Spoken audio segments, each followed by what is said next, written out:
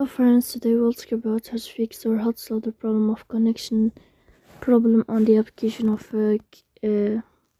CapCut. We go to settings.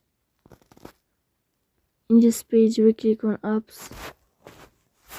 So here apps, default apps, app settings.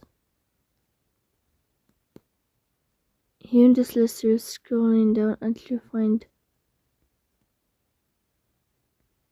the application of CapCut, as you see, and you'll enter. Here in this page we click on first tab and we click OK. Then we'll enter the storage. Here we click on clear cache, and then we click on clear cache here. So please don't forget to support us by like and subscribe.